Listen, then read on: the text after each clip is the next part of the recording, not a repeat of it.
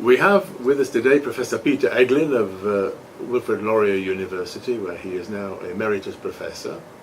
I thought it would be a good thing today to get him to talk about his own career, his own intellectual commitments, and also about the Canadian scene, which I think is not as well known for its contribution to ethnomethodology as it should be, because its contributions were many, varied, and very profound, and often changed the direction of ethnomethodological themes. So, welcome, Peter, and we'll start the interview. Thanks, Roy. So, Peter, tell me how you got into ethnomethodology. You came from England originally. So how did you end up in the University of British Columbia? Well, I did a degree in geography at University College London in 1965 to 68. That geography having been my best subject at school. It was a very interesting time for geography. My degree was a BA, but it was the last of the BAs. Geography became a BSc, partly because some high-flying practitioners, Chorley and Haggett, produced this book, Models in Geography, and tried to put geography on a more scientific footing. And this was in the wake of Kuhn's Structure of Scientific Revolutions from 1962. And I found that I was less interested in what you might call geography per se than the philosophy of science. So I started reading Kuhn as an undergraduate, and that kind of set up my interest in matters of more broad intellectual significance than simply the content of geography. I was also intending to be a vicar in the Church of England during those years, and I was reading popular theology, including the work of the sociologist Peter Berger, who I didn't know was a sociologist. He had a book in popular theology called A Rumour of Angels, and I read that at the time. Because of other developments in my life, I was recently married, had a young son while I was still an undergraduate. My wife and I decided to get out of town and go somewhere. And we, cut a long story short, we went to Canada. We emigrated to Canada. The fact was at that time, one of us needed a job there in order to emigrate.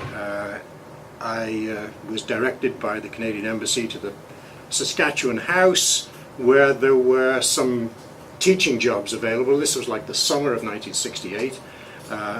I was determined that maybe I could be a high school teacher with an undergraduate degree.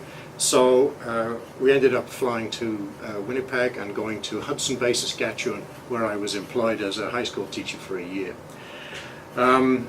Because I wasn't getting the full pay, because I didn't have a teaching certificate, because I hadn't had any education training, I applied to the University of British Columbia, Simon Fraser University, and the University of Saskatchewan to do that educational training. I was accepted at all three places and decided we would go to UBC because it was most like England, West Coast, most like Liverpool, where I'd grown up. Rainy, temperate, agreeable, not this hard winter kind of place that Saskatchewan was. When I got to UBC, I remember going into the Department of Sociology. I don't know what took me there. I looked at a poster on the wall, and it said that with a 2-1, a second class, but upper second class degree from the UK, it was good enough to apply for graduate studies. And I didn't actually want to go to work, in a conventional sense. I wanted to keep learning stuff. And so I went to the sociology department, and I'll explain to you why I went to sociology. So this Peter Berger book, right? I'd read Rumour of Angels, and also The Secular City by Harvey Cox, I think his name was heavily sociologically informed. And these were works in theology that were around at the time. I learned by looking at the back of the book that Peter Berger was a sociologist. He'd written this other book called a sociology of religion, pyramids of sacrifice or something like that. So I thought, oh well, you know, the church had turned me down. They said, go away for 3 years and think about it, and that was a good decision because I never looked back. But I was interested in this sort of sociological treatment of religion. It now became sort of an academic interest rather than a practitioner's interest. So I applied to the sociology department, and because my degree was in geography, they said, well, you need to do a qualifying year, as it was called, before you can enter graduate studies.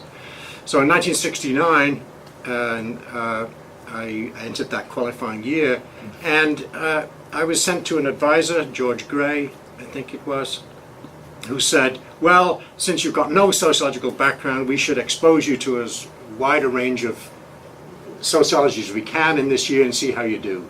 So I did a course a fourth-year course in sociological theory.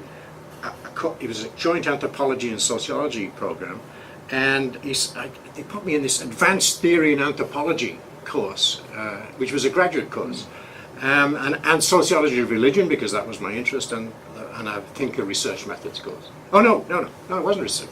It was this interactional analysis of language course. I had no clue what that was about. Taught by this fellow, Roy Turner. So I did these 4 courses, religion, which was my substantive interest, the sociological theory, advanced theory in anthropology, and this interactional analysis of language. And this stuff sort of got under my skin. This was kind of interesting, this stuff on language. We read J.L. Austin's How to Do Things with Words, and Goffman's Behavior in Public Places. And I got into sort of Roy Turner's coven of graduate students. And I was still interested in doing a thesis on the sociology of religion, Protestant, Catholic, and Jews. Will Herberg, that's the... Yes, but I was the religion course had also been informed by, for all things, cognitive anthropology. So I was exposed to that.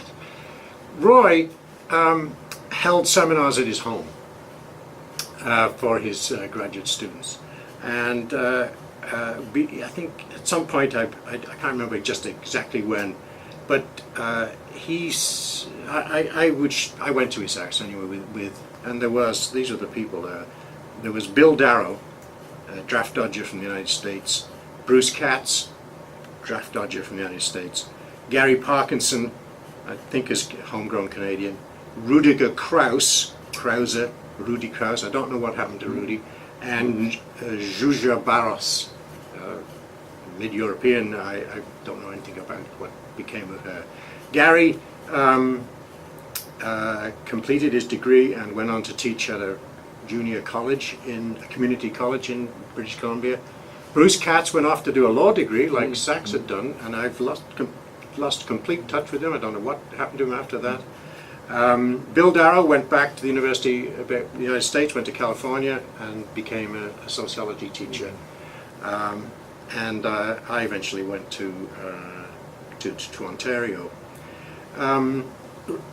UBC had some facilities for different kinds of sociology. So I actually had an office in a small groups laboratory. But Roy was able to get a lab of his own where you could record, and had recording equipment and transcription equipment and so on. And he, in those seminars in his house, I went through about 3 versions of my dissertation proposal. It went from a kind of cognitive anthropological approach to religion. They just shut me down. That was not going to go. Wow. And then I tried to, it's just going to sound odd, do the same thing on footwear. I don't know what I was thinking. I'd find out all the different classifications of shoes, different types, and do something with. That's not what I was thinking. Taxonomy of shoes. Shoes, yes.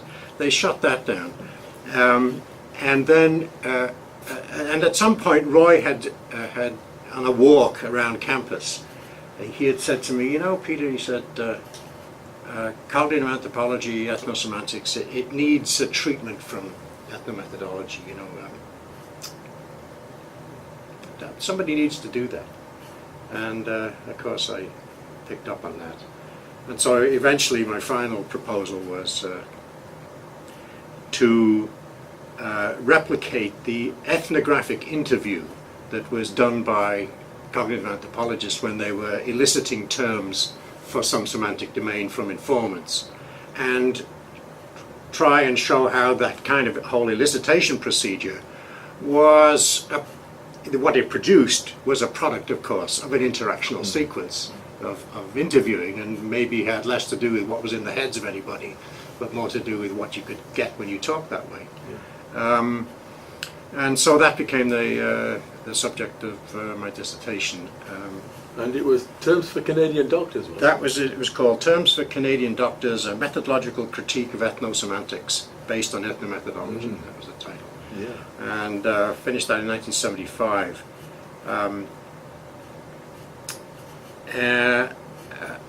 I also met Jim Heap in those years, James Heap as he likes to be called.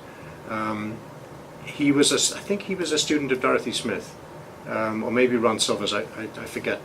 But we actually graduated at the same time in 1975. We sometimes were in the same classes, but sometimes not.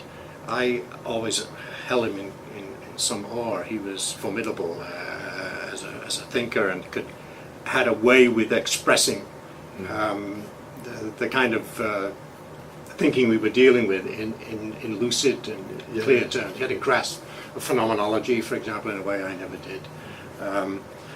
He wrote a paper on phenomenological sociology, didn't he, with Philip Roth? Philip Roth in 1973, I think. Something like that, yes. And he got it published in a big journal. But who was Philip Roth? Did you ever meet him? No, and James was from the States. I think Roth was an American. I never met him. Oh, no, hang on. Forgot Roth. No, I'm thinking of somebody else. There was another fellow, I don't think it was him, who was in that circle. My memories doesn't work all the time. Yeah. Well, Matthew Spire was there too, wasn't he? Working on was it Children's Conversation? That's right. He had yes, he had produced this book in 1973 on essentially an introduction to conversational analysis. Community, I forget the title. Oh, how to observe face-to-face communication. How to observe face-to-face communication. Yeah. There was Roy, there was Howard, there was Matthew, there were two other guys, Howard Bowie and Ron Silvers, who other Americans in the department. And in those years, in the first half of the 1970s, there was a very strong Canadianization push in Canadian sociology, because it was dominated by Americans and Brits, and very few Canadian PhDs actually existed in the social sciences. And I think it was partly as a result of that Bowie and Silvers were denied tenure when they came up and had to go elsewhere, and in fact both of them went to Ontario. Matthew, I think Spire was also denied tenure. He was. Yeah. I think there was some controversy about that, right? And so his university academic career came to an end, and he, I don't know for how many years afterwards, also taught in the community college system of British Columbia. Yeah. So Stan Persky was there too, was he? Yes. And Ken Stoddart, was he there? Yes. Stan Persky did a master's degree with Roy. I don't think he went beyond that. He was a constant companion of Roy at the time, and also a bit of a gadfly around campus, and continued that elsewhere, and became something of a minor figure in Canadian letters, shall we say. Oh, He was a poet. Oh yeah. And a bit of a critic. He would appear in the newspapers with columns, you know, about this and that. So he was certainly a figure at the time. Who else did you mention? Bruce Catt, Stan Persky. Ken Stoddard. Yeah. Mm-hmm. Yes, I was a TA for Ken. He taught a course on what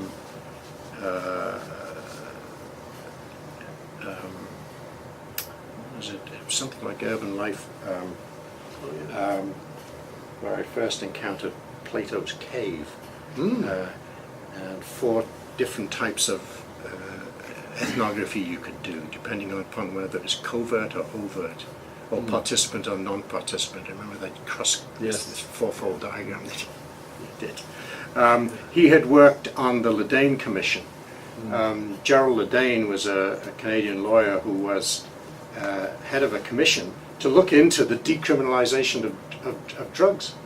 This was 1969, and indeed recommended that be a Canadian policy. And Ken did the commission commissioned research on various topics, right? And Ken Stoddard had a contract, I guess, to do that, out of which some of his work that was published on heroin users' use of official statistics or something.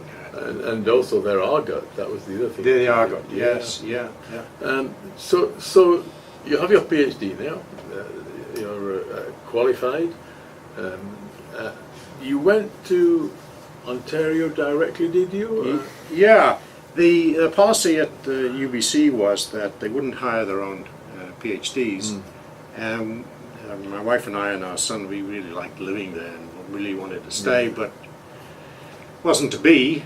And thanks to James Heap, he graduated the same time as me, 75, but in fact he already got a job at University of Toronto at Erindale College in 1973. And I think, I may have this wrong, but he was influential in getting me a 1-year position there when he moved to the Ontario Institute of Studies and Education. And so that was my first job at Erindale College. A 1-year visiting professor was the title. Oh, yes. And during that year, at the Canadian Sociology and Anthropology Association annual meetings, I was recruited by a couple of scouts from Wilfrid Laurier University to go and be interviewed there for a job they had. And I ended up getting that job from 1976 and was there till 2016. So that was that. And were you working at this time on your book, Token Taxonomy? What were you I guess I went through and several versions of that I couldn't look at it. After I graduated in 75 and written the dissertation, I just couldn't face it after that, because it had been such a torturous thing to do it. I had adopted for about 6 weeks, because there's a baby in the house and so on. I actually wrote during the night and went to bed, in the first part of the day. It wasn't good for the marriage, I tell you. But when it was all done, I thought, I couldn't stand looking at it. But I eventually came back to it, and I can't remember the sequence of things here, but I eventually I think I became aware of this Pragmatics and Beyond series that John Benjamin's had, and submitted it to that. I'm not sure, I hadn't actually submitted elsewhere, but without success before then. But they took it, and I didn't have to change it much. That was 1980 it came out. And anybody who's interested in membership categorization simply has to read that book. If they can get a copy of it, it's probably been out of print for a little while now. A few months. Yeah, never did get any royalties. I certainly don't now. No. So, eventually, you transferred to Wilfrid Laurier University. That was 1976. 1976. What did you teach? I was hired to teach criminology. about which I knew nothing, just as I knew no sociology when I started the graduate work. But they had this nice philosophy. If they think somebody's good, they figure they can teach anything. So I taught myself criminology as I was teaching it to second-year undergraduates, and it, of course, tells you a little bit about Canada. Criminology is very popular. There's a sort of law and order ethos, you know, that spawns a lot of student interest in crime and criminology. So it was a 2-section course. I think we had 50 students in each section. I taught both sections, plus social problems. It was a 3rd-year course. I occasionally taught the 2nd-year theory course. I introduced a course in the sociology of suicide, a 1-term course, and the sociology of mental illness, simply so I could import ethnomethodological work, because there was nice stuff on suicide. Right, absolutely. Max Jackson's book, Sachs's work, Garfinkel on the coroners. So I could do this nice sort of transition from positivistic to interactionist to ethnomethodological studies through a course. Yeah. And did that in both those courses. So that was, for a long time, that was my package: criminology, suicide, mental illness, sometimes social problems. But criminology is popular everywhere. Oh, in Britain now, it really sustains sociology departments very often. Right. And often, so much so that criminology is often split off from sociology now. Right. It wants to leave its sort of impoverished discipline behind it and strike out on its own. And you get huge numbers in criminology departments, far more than in sociology. Well, that's what's happened at Laurier. Laurier developed another campus in this town of Brantford, some to the south of Kitchener-Waterloo, and they developed a criminology program on their own, quite separate from sociology at the main campus, right? And she's very popular. Yeah. But you did the same thing that I did, that is introduce ethnomethodology by stealth, under the sociological perspectives kind of thing. That's right. Sociological perspectives on race relations, in my case, criminology. Yes, influenced very strongly by the Cuff and Sherrick and Co. series of editions of Perspectives in Sociology. Right, those were my Bibles through those years. Absolutely. And the important thing is that sociology departments would buy ethnomethodology as part of that kind of course, because you're looking at the alternatives too. Yes. It might have been rather more difficult if you'd wanted to teach the entire course ethnomethodology. I don't remember exactly when, but it took quite a few years before I could teach a standalone 4th-year seminar called ethnomethodology. I was able to introduce it and teach it every couple of years. So and there was no graduate program. No. Right. So. Oh right. So I could teach ethnomethodology every 2nd or 3rd year to undergraduates. Yeah. So your criminology, I guess, led eventually to a sociology of crime, the book you wrote with Stephen Hester. So it was a sustained interest. It wasn't just a pragmatic one. Well, it's really Steve's influence. For me, criminology was my bread and butter teaching, but I didn't have an intellectual interest in it. I used Bittner and Sudnow's work and Sickerell and so on, which I enjoyed and brought into the course, but I had no kind of interest in. Well, actually, that's not entirely true, because in the 1980s I did do a research project on calls to the police. Yes, I remember. But that was also kind of adventitious. Partly adventitious. I had a student, Doug Weidman, an undergraduate student, who managed to get access to the communications room in the Waterloo Regional Police Department, and they had these huge 24-hour tapes of all the calls that came in, and they let him just take down a tape and transcribe away till the research grant, a small internal research grant was used up. We got about 90 calls transcribed, and that became the basis of work that I did at the University of Constance on a Humboldt Fellowship in 1980-81. All right. So, who were you working with? Thomas Luckman? Formally under Thomas Luckman's aegis. I saw Luckman maybe twice in those 18 months, right at the beginning and somewhere towards the end, because he was, the German system. He was the high professor, but I did had much more contact with Jörg Bergman, who was a delightful. Very, very fine at terminology. Yes. So what did you do there? Did you work with Jörg, or did you work on your own? No, I worked on my own on those calls. On the calls, that's basically what I did, and that became a paper that appeared. I sent it as a sort of a thank you gesture to Germany for the fellowship, to the Zeitschrift für Soziologie, and that came out in that. So nobody ever read it because it was in English, but it was in this German journal. Right. All right, my gosh. 84, 86, I forget the year. Oh yes, I remember the paper. Yeah. You must have sent me an offering because I don't remember the journal. So, Yeah. So what was Jörg working on his psychiatry stuff at the time? He came out with the gossip book. Yeah. Klatsch. Klatsch. Yeah.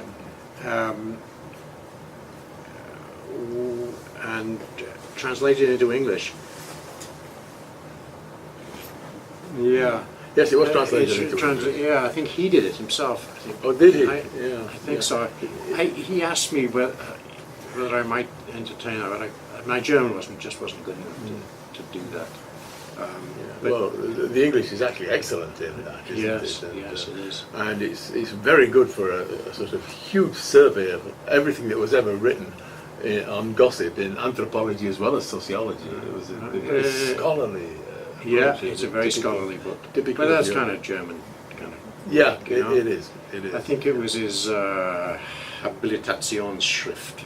Oh, really? That sort of research. They do the PhD, and then they've got to produce another big piece of work, like within about 5 or 6 years of the PhD, to habilitate Habilitationsschrift. And I think that was his. Yeah. Wow. Yeah. So did you work with Jörg Bergman at the time, or on your own? I worked on my own during the term of my Humboldt Fellowship from 1980 to 81 at the University of Constance on the course to the police data, which was later published in the Zeitschrift für Soziologie as a gesture of thanks to Germany for the fellowship. So I saw Jörg socially, and there was the odd seminar, but mostly I worked on my own. Yeah. The German experience has touched off for me a memory about Bruce Katz, and when in 1971, while I was still a graduate student at UBC, Roy went to Manchester, and in '73, Wes returned the gesture by coming to UBC and spent a term or a year there. In fact. And I remember lectures he gave on the blackboard doing sexy and conversation analysis, which I didn't fully appreciate at the time. But he and Bruce Katz wrote this paper together called An Account of Coding, which is a really nice paper that is a good teaching paper, but which has never appeared in English, but does appear in German in Elmer Weingarten and Fritz Sack, Elmer Weingarten, and Jim Schenken, edited collection. And a nice paper because he was able to get recordings of talk between the principal investigator and a coder on a big social survey that was being carried out at UBC at the time. I recall one particular episode, a questionnaire. It was a household survey, so it had questions about what you have in your house and in your property. And the fellow and one person answered the question, well, I have a garden. And what do you do in it? I sit in it. And the coders presented this to the PI, saying, well, you know, that's not right. Because in Canadian English, a garden is a vegetable garden or a flower garden. You can't sit in your vegetable garden or your flower garden, whereas, so he noticed from another part of the questionnaire that this fellow had a British background. And so he invoked cultural context to say, oh, he's using garden as the British do to mean a yard. And so you can sit in your yard, right? And that's kind of nice. There's a little bit of, you know... That's a bit of social knowledge deployed. Yes. So that the formal results of the questionnaire of the survey depend on the unspoken common sense knowledge brought to bear by those who are putting it together. So ad hoc practices, really. I really like that paper. Indeed. But I was wanting to ask you about any links you had with James Heap in Au-Yeung and maybe Dorothy Smith or all the others who were working there. Yes. You know, was there a sort of working group that you had or anything? Yes. Dorothy, let me just mention Dorothy. Dorothy had been at UBC during the years I was there. In fact, I started taking a course from her, and then figured, no, this wasn't where I wanted to go. She subsequently went to the Ontario Institute for Studies in Education, Au-Yeung, as did James Heap around about 1976. Became an assistant professor there. And I was very, very active in getting. He had a huge research grant from the Social Science Research Council of Canada. I think $1 million or something like this. What was it on this problem of self-reflection? No, that's Blum, I think. Oh right, yeah. It was a reading project. It was looking at the teaching of reading. Yes, that's like right. Yes, to I read children. several papers on that. In fact, that was when I met you both, because a colleague of mine called Tom Weinberg and I ran a one-day sort of work session down in Buffalo, New York, at Buffalo State College on Elmwood Avenue, and you turned up for that with Jim and a guy called Paul Olson, who I don't think was doing ethnomethodology. Right, that's right. He was at Au-Yeung. Yeah, we drove down. Yeah, we had a day together, and it was the first time I met you, either of you, and I gave a paper on formulations and this kind of thing. Yeah. You know, so we're up to that kind of stage now when I actually met you. So this is the late 70s, and in I think 1977. James invited me to give a 6-week course on conversation analysis to his graduate students at Au-Yeung, and so he developed this circle of people, and it may or may not have included people from York. I don't quite remember everybody, but it included Bill Bryant, Gus Brannigan, Judy Horn, who did a master's degree, Peter Weeks, who went on to complete his PhD and went to St. Thomas University. Gus Brannigan went to University of Calgary and did important work on both in criminology and the discovery. He has a book on scientific discovery. He does, yes. So that's a real powerhouse. It was quite the circle. Yeah, I mean, you went from one powerhouse to the next, didn't you? From UBC to essentially the Au-Yeung, the Ontario scene, which was, I remember it very well. It was extremely impressive. I worked at Au-Yeung myself around that time, several times.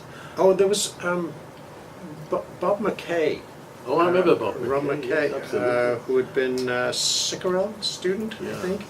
He got a position at the University of Toronto. Yeah. Although I never had any interaction with him, and he didn't show up at these No. events either. I met him a few times when I What was did in he do Toronto. administration? Oh, did he? Hardly, I Oh, think, right, yeah. My gosh. And Dorothy, you know, moved into much more feminist and Yeah. Marxist kind of interests. Yes, indeed. So didn't take any interest in ethno. No, no. Tell me, what was Bill Bryant doing? Was that the Bill Bryant of summoning phones that Garfinkel used to talk about? I think it was Bill Bryant's experiment with summoning phones. I may have got that wrong. Yes. He does mention Bill Bryant. In Yes, some- there is a mention of him. Sorry, I can't fill out any details about Bill other than that he was a brilliant guy, probably the smartest one of the group, and very much into Heidegger. He read Being and Time, which you know I had to go at, couldn't make head or tail of it. So he was a real intellect, but he was a musician. He also had a little sort of, I think, a little construction business on the side. I don't think he ever completed his PhD, and was not interested in the details of CA. You know, no. You know, he didn't want to deal with data really. Yeah. No. But very smart guy. So when you got together, did you have a shared research project, or did you each contribute your own project? No, it wasn't quite like that. As I say, I was invited to give this course, so I'd go down and I would sort of lecture to this group, but they wouldn't really let me lecture, you know. It was all interrupted, and so it became a discussion about CA. Yeah, I mean, these were graduate students. I mean, Yes. it was a graduate institution. Yes, and, that's right. and that's why a research culture really flourished there. Yes, it did. In all Yes. ways, not just the Yes, methodology. yes, it did. So, did you? I mean, did you get together for data sessions or anything ever? Or was it Not kind that of- I recall. I can't remember the details of those of that time. No. Other than we got together and we talked about ethno and CA, but whether we were actually looking at data, and I can't remember. I No. think we must have done, because James had these transcripts, so there must have been some of that. But I'm sorry I can't be more informative about it. No, not at all. He went on to do quite a lot of stuff on computers in education, computers in the classroom, didn't he? And, He did. He did. And it was really a kind of development of his concerns with reading, I think, in the first Yes, place, and then yeah. it took on a greater sort of reality. And there were always plenty of graduate students around working on that stuff. You know, it was an incredible place to go to, because it was just a graduate institution. Yes. It made a real Yes. difference. Yes. So we've now got a sociology of crime coming up, because you've been teaching criminology. And when did Stephen Hester come to Wilfrid Laurier? Yeah, that's a good question. My own personal trajectory through the 1980s was actually to try and get back to the UK. It was particularly my interest of my wife and mine in that we would return. Yes. So I looked for opportunities to go back, and in 1985 or 1984 I advertised for an exchange with a British academic, and this fellow who I didn't know, Stephen Hester, responded, and we ended up swapping jobs.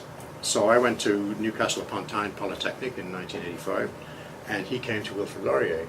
And after a year, we applied to our respective institutions to extend this for a second year, and so it continued.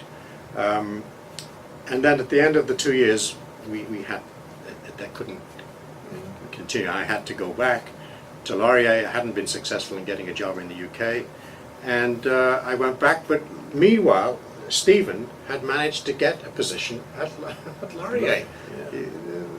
guy could So- do stuff, you know. Oh, without any question.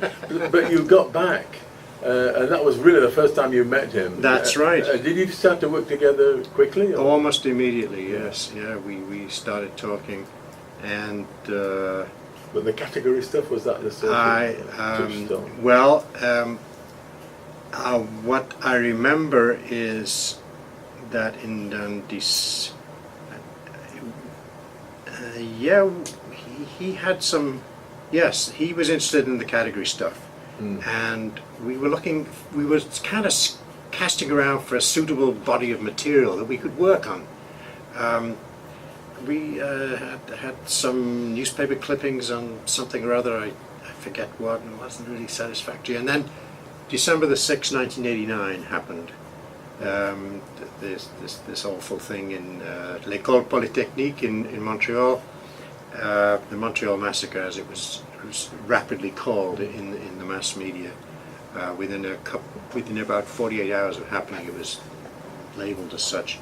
And I also there was that occurred at a time when my own sort of political interests were coming to life, so that term, the fall term of 1989, there'd been a whole controversy at my university and more broadly about sexism on campus. We had an institution at Wilfrid Laurier called Panty Raid. So the students who lived in residence got a little guidebook, you know, for living in residence, and included in it was a section on panty raid. It was an institutional feature of the thing. So in September, the residences were sex segregated. The male students would raid the women's residences at 4 in the morning and demand their panties, right? So the kind of ritual was the women students had to would hang them on their door handles so that they wouldn't actually have to open the door. Well, this happened on September of 1989, and it became a scandal at my university. I won't go into the details, but it was a university to have that. It was kind of an extensive practice, wasn't it? Yeah, I don't know, but I can believe it. It ended up being banned at Laurier. It made national news. The feminist columnists and the newspapers actually excoriated the university. And then at the end of the term, December the 6th, the flipping Marc Lepine walked into the L'École Polytechnique and he shot these 14 women. Yes. And so I was attuned to the whole gender issue, sexism issue, and determined I was going to collect all the clippings in the national newspaper, the Globe and Mail, and my local newspaper, the Kitchener-Waterloo Record, to see what they made of this. Yeah. Right? I was quite, but out of a political interest, not out of anything else. And through till the end of December, there was more or less daily coverage of the thing. I got all the clippings. I actually put them in a scrapbook. I had a student, Anna Toth, put them in a scrapbook for me. And then when Steve and I again were talking about, well, what are we going to do? Well, I said, well, let's have a look at this stuff. We've got a collection of material. Let's just see what we can do with it. And that started the thing. Yeah, and produced, well, first a book and then later an article. No, first. Was it the article? First the article. Oh, I see. Because nothing. See, that was 9.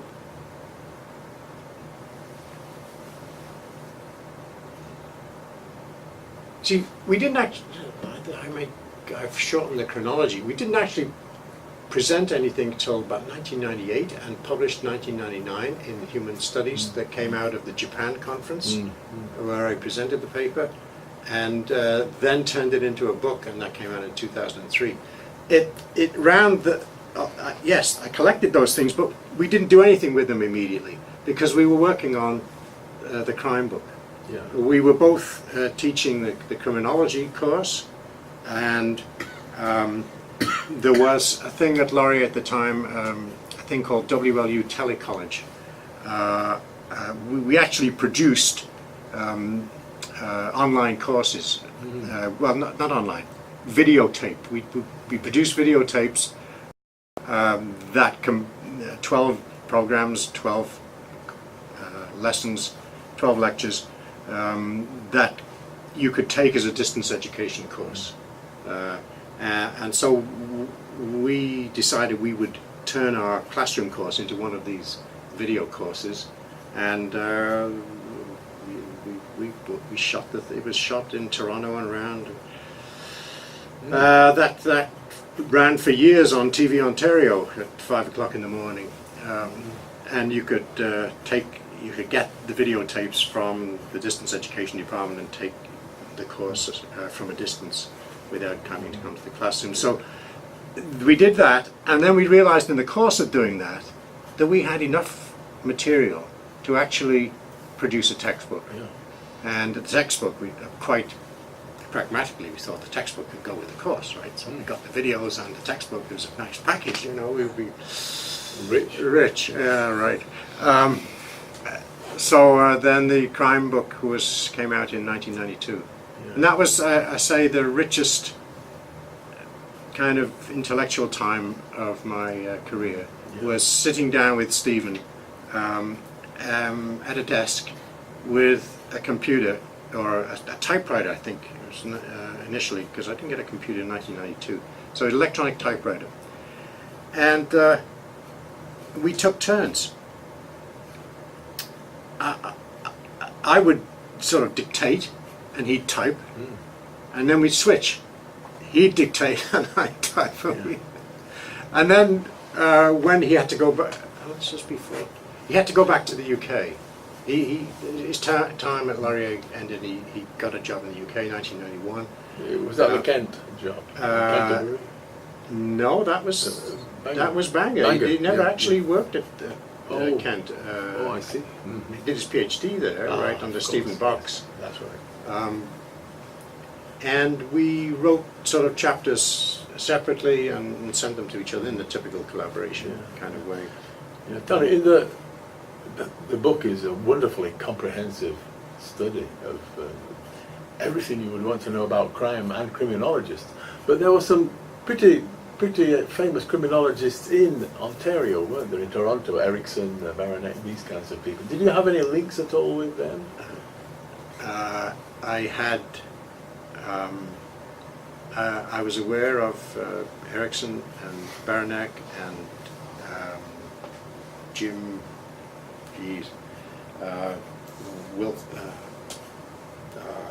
Can't think of his name. At the U of T, at the Centre of Criminology. Another fellow, can't think of his name either. Clifford Shearing, and used their work, but never really got together. I wasn't sort of opportunistic in that way. I didn't go and seek out people. Sort of networker. I read their work and I asked for it and wrote about it, but kept to myself pretty much. Yeah. I was busy it was an undergraduate department. I had lots to do. Yeah. You know. And you have now... didn't have a research culture. Right? No. But you now have a second edition of that book out, don't you? Yes. Sadly without Stephen, who's passed away. Right. But his name is on it. It is indeed, because a big part of it is the contributions he made to the first edition. That came along tragically on the one hand, and fortuitously on the other, because I got a retirement deal with the university, which allowed me to follow my wife to Halifax, Nova Scotia, where she had got a one-year position, and was able to spend all my time writing that book, and found it very gratifying. Gosh, it's a great piece of work. That second edition. Tell me a little bit about the Montreal Massacre. I'm going to be moving on to membership categorizations eventually. Right. You know, the sort of very highly innovatory kind of take you eventually got on that. but I thought we might start with the Montreal Massacre, where you know, categorizations really do figure. Yes, indeed. Well, as we all know, MCA became Steve's absolute passion, and it was evident then.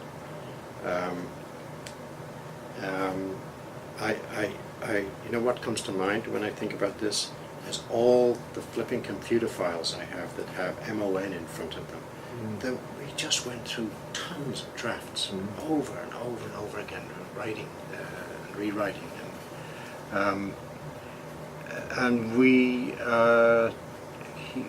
went together. He was in the UK, I was in Canada, so we would send these things back and forth between us. What were you unhappy about? Was there any sort of major thing? Was it just bits and pieces that you wanted to rewrite? I mean, did you radically recast the analysis, for instance, or anything? No, I don't think so. It just took a lot of writing. Yeah. To get it right.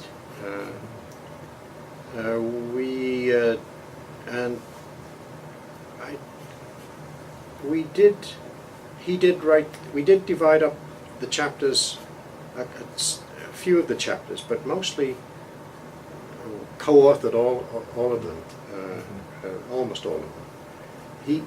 I must give him credit for the last chapter, which we knew that we had to say something that dealt with the political question, right? Because you can't write about the Montreal Massacre and not address the fact that it was a major event in Canadian history and in the history of women's liberation, if you like, or of the anti-feminist backlash. Yes. Right? I mean, just couldn't avoid talking about it. And this wasn't me. He managed to turn that into. He turned that into MCA. Yeah, he did. He found a way to address that question while remaining within a kind of ethnomethodological frame. I was staggered by that last chapter. It's his work, absolutely his work. Brilliant. Extraordinary. Yeah. Again, a great book. Yeah. A great book. Yeah. Now, remember your article, Culture as Method.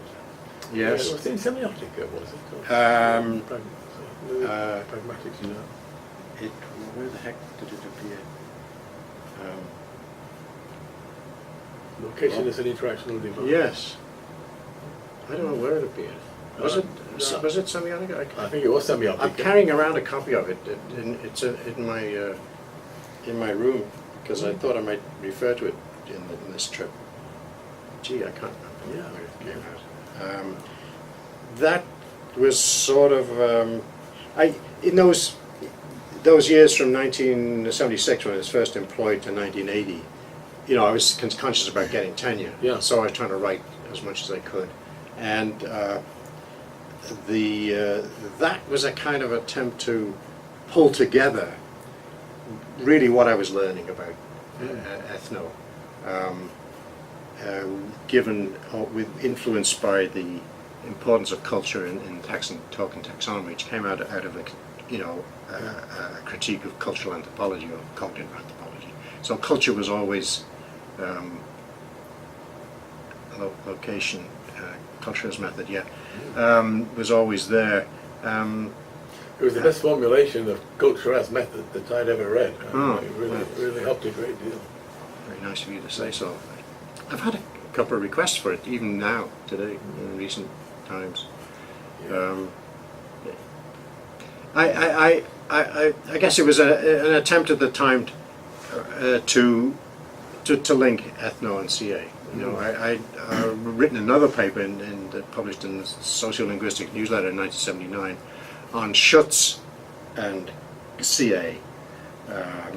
So I can't remember how that went, but the location is culture as method, location as interactional device sort of was a more systematic effort at that. Yeah, that was great. So by this time, could you teach ethnomethodology at Laurier? Were you?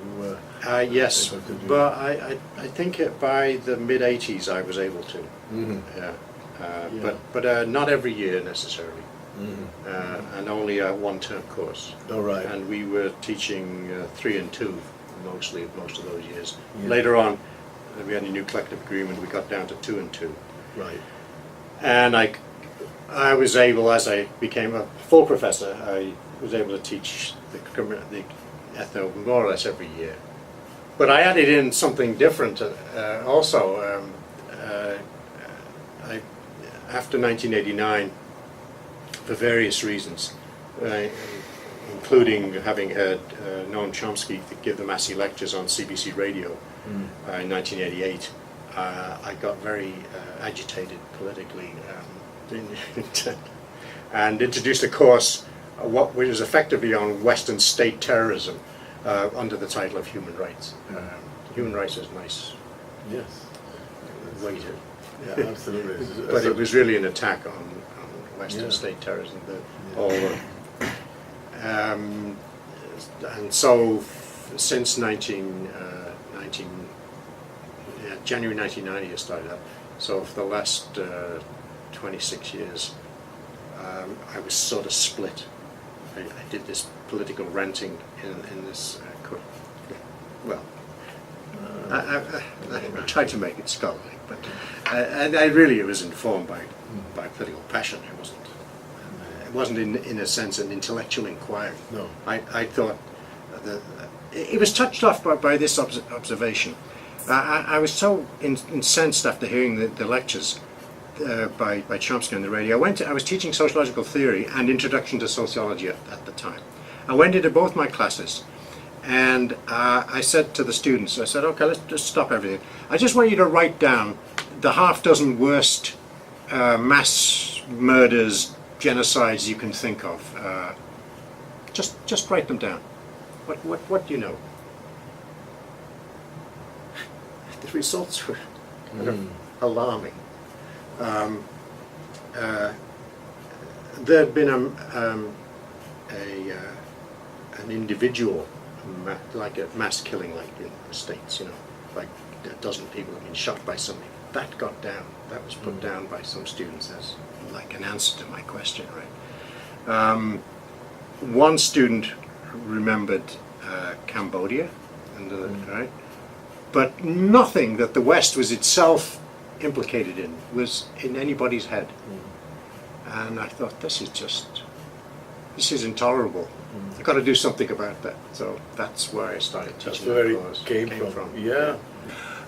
I'd like to ask you about your collaboration with Stephen Hester on membership categorizations over so many years, and ending up with really some sort of revolutionary stuff in relation to some of the long treasured notions of membership categorizations in terms of consistency rules and the rest of it. You went for a sort of radically occasioned view of membership categorizations, didn't you? I have to say, you could explain. I have to say that's again is Stephen's impetus. He drove that engine, and I kind of followed along. Did you agree with it? Yeah, I did. Oh, absolutely, I did. But he made me see it. Yeah. He'd written a review of. Do you remember this of 2 axes of formal geographic and something like that. Oh, no, That's right. That's yours. That's yours. That's Yeah. one. That's right. Yeah, the other one. He- 2 axes of something. Yes, he'd written a review of, I don't know what, but he'd taken this kind of radical ethnomethodological view way back, and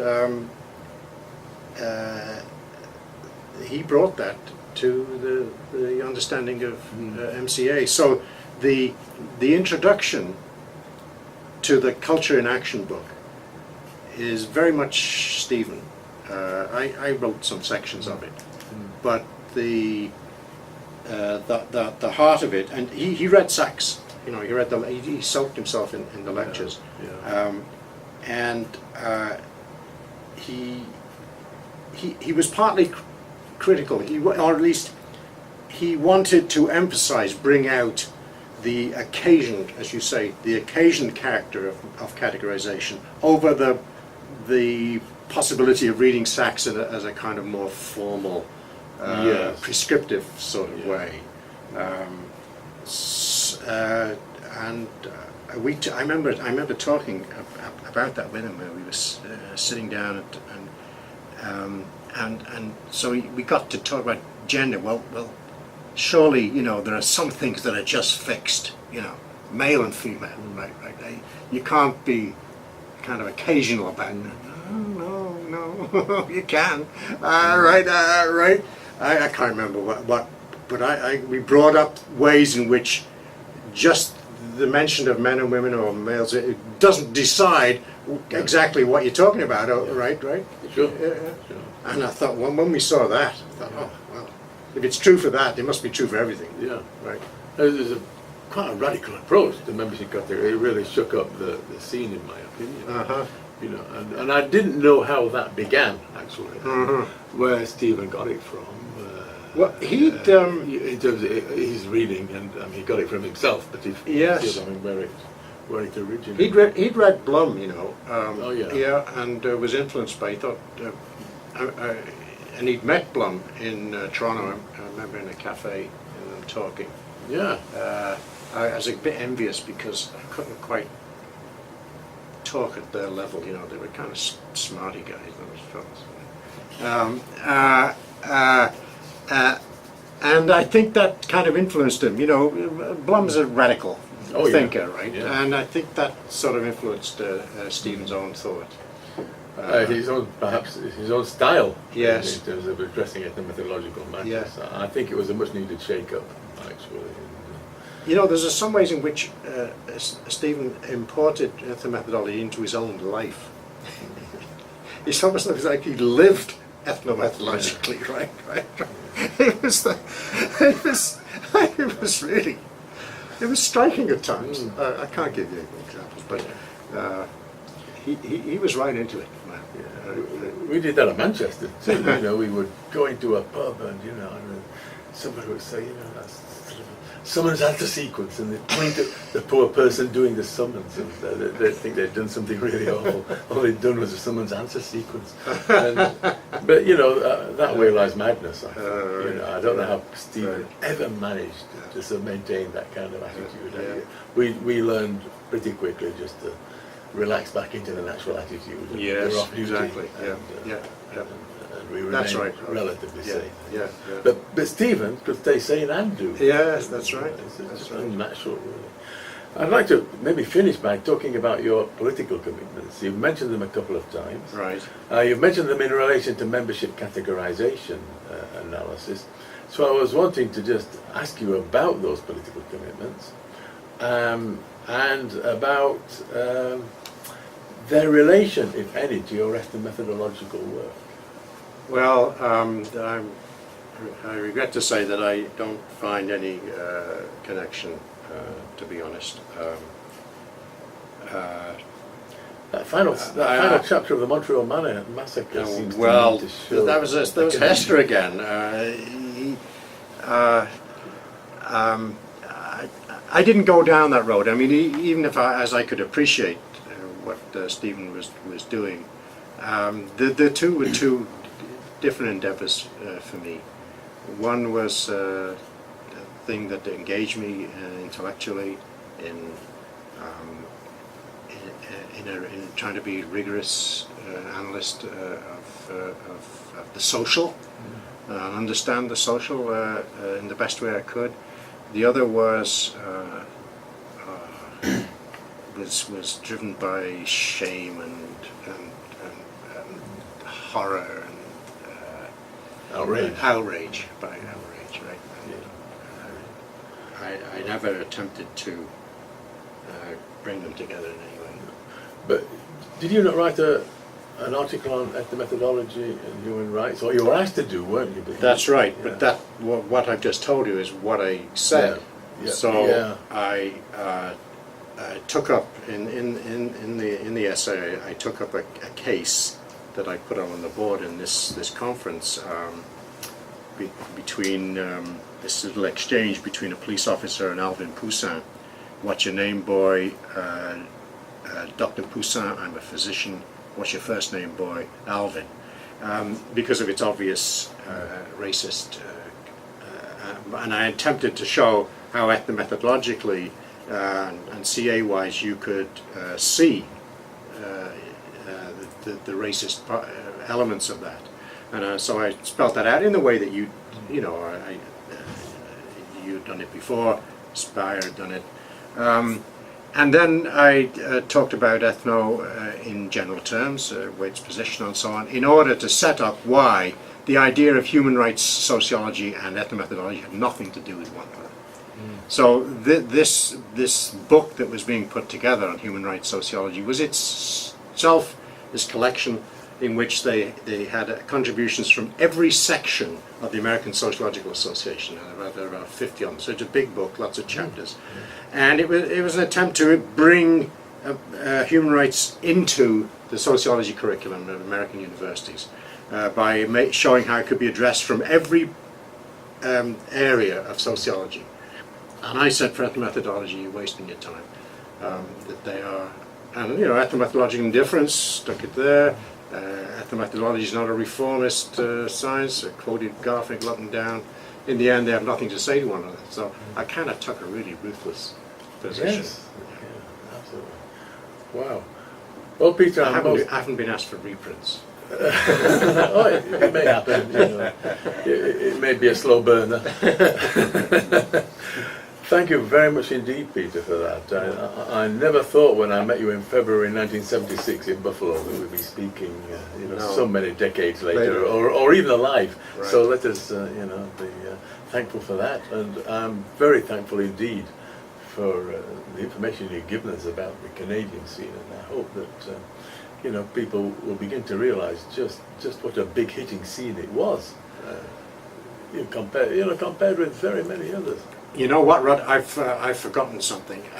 There was a group of people at Calgary that I haven't mentioned. Richard Heyman and colleagues, whose names Graham I forget. Watson. Graham Watson, yes, and Brannigan when he was there. Yeah, Brannigan time. too. And we did have that conference at Calgary. You were there, right? I was 1988 there. or 88, yes, that's right. Somewhere like that. So forgive me, all my Calgary colleagues. That was a centre. They produced a discourse analysis research group newsletter. A very good newsletter indeed. Yeah. It was worthy of being a journal, really, wasn't it? It was. Yeah. And they were extremely motivated and enthusiastic. They were. The quality of the work that came out of that Yeah. was tremendous. So, well, I'm glad you added the Calgary people, because they were my friends too, Yeah. And we have kind of redeemed our friendship in that respect, haven't we, with them? Yeah. So I again want to thank you, Peter, and it's been hugely informative and for me greatly enjoyable. Thank you, Rod. Appreciate your questions.